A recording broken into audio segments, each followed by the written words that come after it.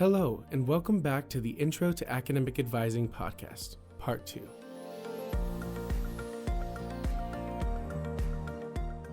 I think that's one of the things that we do really well is our accessibility for the students here at CHS. We're actually not even just accessible to our students, but we're able to meet with students that are considering coming here. We're able to meet with our alumni, and we continue that advising through the entire student life cycle. So whether you're a high school student or a potential transfer student, you're a current student, you're an alumni, we want to meet with you and we want to help you reach your goals. So in addition to that individual one-on-one accessibility, we also offer different trainings and events like our Pre-Health Professions Institute Week. So we call that our PIPI, and that's something that we offer annually. We also offer tabling events in pre-health weeks. We have a career event. We have a volunteer event. So we're offering trainings in interview preparation and application preparation for kind of larger scale groups within our student population. But we do have that one-on-one accessibility that you might not get at a larger institution that, yes, they have health professions advising, or yes, they have academic advising, but the amount of close customer service that you're going to get from us is going to be different. We're going to know you. We're going to know your interests. We're going to ask you to reflect on those. And we're going to help you build your own individual strategic application. And that might mean every week you need something, or maybe you just need once a month, or maybe you just need to come in quarterly. We're here for those needs. Whatever it is you feel you need, we're here for you. And what's really fun, too, is the more I meet with students and we find out what their needs are, the more that we can refine our programs.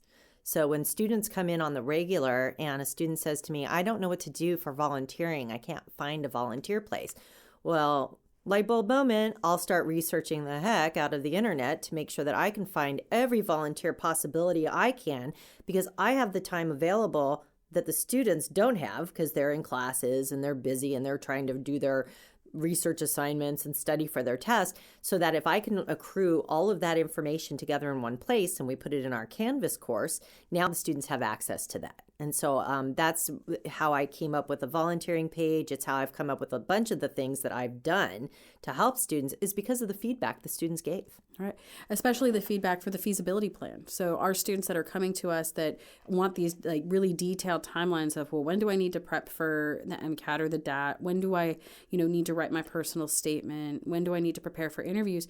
Well, based on the work that you've done while you've been here, is we're able to have those feasibility spreadsheets that are individualized to all of our students. So they meet with us one-on-one, we discuss what their interests are, where they want to go, how they want to apply, and then we start working backwards. This is your end goal. Now let's get strategic. Let's build these things in. Let's start building relationships now as a freshman, so that by the time you're a senior or when you're a junior and you're applying, you've got these people that know who you are. They know your characteristics. They know your academic excellence. They know what your passions are, and they can write about them and give examples. And so not only are we, working with students to kind of push them towards what they need to be doing when they need to be doing it, but we're also giving them the skills to make those connections. And sometimes we're actually helping them make those connections by connecting people via email or, snagging people in the hallway or walking somebody to an office so that they can get the resources that they need when they need them on their journey.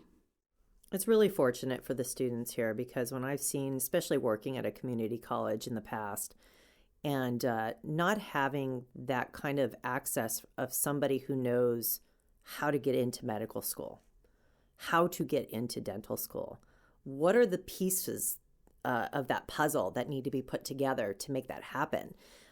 Here,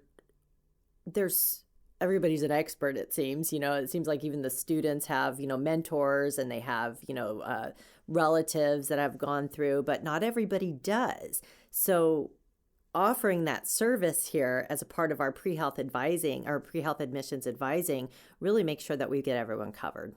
Right. And it's exciting. We have so many things that we can talk about that I'm excited for future podcasts, because we can talk about building relationships to get, meaningful letters of recommendation. And we can talk about planning your academic timeline to make sure that you've got the necessary prerequisites and time for your applications.